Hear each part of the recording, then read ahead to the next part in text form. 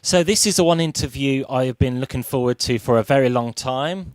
Those who are regular listeners of the show know I have been hooked on BBC series Ambulance and more recently Morphal's 999 on the Frontline. Now my next special guest, who we have now, is the real hero, helping the public in need, saving lives, and it's time to give them the recognition they deserve. From 999's on the front line, we have Ali, who is a West Midlands paramedic and featured on the 999 Frontline programme. Hello, Ali, how are you? Hi, I'm good, thank you. How are you? Yeah, I'm not too bad, not too bad. Right then, hey Ali, it's absolutely great to have you on board the Breakfast Show on FM1 FM. Nice to be here. We have been following you on the Fly on the Wall series that is 999 on the front line. I know there's quite a few at the moment, isn't there? There's 999 What's Your Emergency, but this was the most recent one. Yeah, there's a lot of interest in it. Oh wow, it really is gripping viewing, and I've been seriously hooked on it actually. And coming back from work, I've rushed to get to the TV on time, but as you do. But I wanted to ask from the top. What has the response been like from the general public since your TV appearance? It's been really positive, actually. I think there is definitely more of an interest at the moment in those sorts of programmes and sort of understanding the job that we do. And I think programmes like the one that I was on give a really good insight into our job and the sorts of jobs we go out to and the sort of things that we deal with on a daily basis. I've been recognised a few times, but I think that's mostly because of the hair colour. Oh yes, we'll come to your hair colour a little bit later on. That's in the quiz. Yeah, my quiz questions to you. So okay. that's good that it's well received. Actually, that's yeah. So, have you signed any autographs yet? Any selfies? I've been requested for one selfie, and I was actually asked for an autograph last night. Oh. But the patient was intoxicated, and I think that's why. Ah, fantastic. So I'd like to talk to you about the latest campaign. It's called Blue Light Happy. What is the message behind this campaign?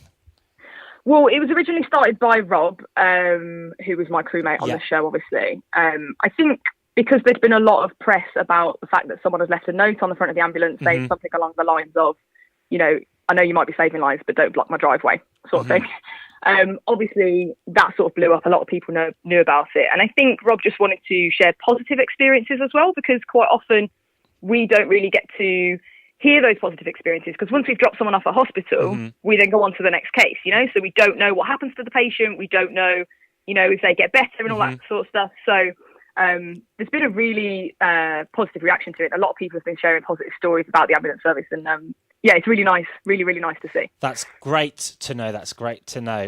So, being a paramedic, was it something you always wanted to be when you were growing up? Did you have that in the back of your mind? Not at all. Not at all. No. I was actually always interested in sort of creative things. So I worked in art and fashion, got an art degree. And I think, I just got to a point where I wasn't really feeling satisfied with the job I was doing. And I know it might sound a little cringy, but I just felt like I wanted to do more to help people. And I don't know, I just sort of saw an advertisement for the job and I thought, actually, that might be interesting. And here I am, still doing it. Lovely jubbly. So what skills do you need to possess in order to be a paramedic, and how long is the process? Oh, okay. I think it's really important to be patient. And I think that's something you definitely need. And also people skills. I think a lot of the sort of more clinical things can be learnt, but it's really I think it's really necessary that you are able to talk to people and that you have an interest in patient care. Sure. You have to want to do the job. Otherwise, you're not going to get through the night shifts. You just won't be able to do it if you don't want to, sort of thing. Well answered, yeah. Thanks. In regards to the process, there's different ways of doing it. You can sort of go to uni. I think it's about a 2-year course. I got mine through the ambulance service. It's a little bit like an apprenticeship in the sense that they sort of pay you and part of your wage goes towards the fees of training for, I think it's about 2.5 years it takes. So you start off obviously brand new. You go through a series of training processes. You go to uni and do placements and different things like that. But a lot of it is practical on the road stuff. Yeah. So you learn whilst you're working, sort of thing. So wow, really good. Fascinating. I wanted to ask, how do you cope under pressure? Because seeing on the programme, you look like you were under constant pressure. Is there a way to deal with like when it builds up like that? I think there's different sorts of pressure. So obviously you have the pressure of the fact that it's a 12-hour shift and you've got to sort of keep going and go to the next job and go to the next job and stuff like that. That sort of thing, I think, as long as you've got a good crewmate, good music, food is always necessary. I think you'll get through it. Pressure in regards to an individual job. So if you go to someone who's really, really unwell, and their family members are there and all that kind of stuff, it's a strange one, really. I find, and everyone else I spoke to seems to have the same experience, that when you're doing the job, you just sort of go into autopilot. Yeah. You just seem to just get it done. You give the patient what they need. And it's only once you hand them over at hospital that it sort of hits you, if you know what I mean. And also, we tend to sort of prepare on the way to a job as well. So we get information. Sometimes it's limited, but we tend to have a rough idea of what we're going to. Sure. Or at least an age or something like that. So that gives us the opportunity, whilst en route, for the person that's not driving, to have a look at like different drug dosages and things like that. So you're prepared for the worst and then hope for the best. Oh, great. Thanks for answering that one. I've always wanted to know how you always wanted to cope under pressure, so to speak, because it does look a demanding job. I admire you, really do. So is every day different to the other? Is every day like you go to work? You never know what you're going to get. I think that's what I love the most about it, is that you can never predict how the day or night is going to go. And I think that sort of keeps it interesting as well. You get to meet a lot of different people. You don't know how they're going to be. You don't know, what skills you're going to have to use. Sometimes it's mostly social. Sometimes you'll go to a lot of people who are really medically unwell. And you just don't know. You literally don't know from one second to the next, because you can always get cancelled off a job and sent to another one. No idea. Well, it sounds like you really enjoy your job, and that is something that not many people have these days. So they go to job and you'll say, "Oh, I don't like my work," but it seems like you really are enthusiastic about your job, and that's really positive, and that can it makes people happy, don't it? Yeah, definitely. I feel really lucky in that respect. I think, like you said, a lot of people sort of dread going to work and can't wait to get home. And I'm not going to say that I like getting up at 5 a.m.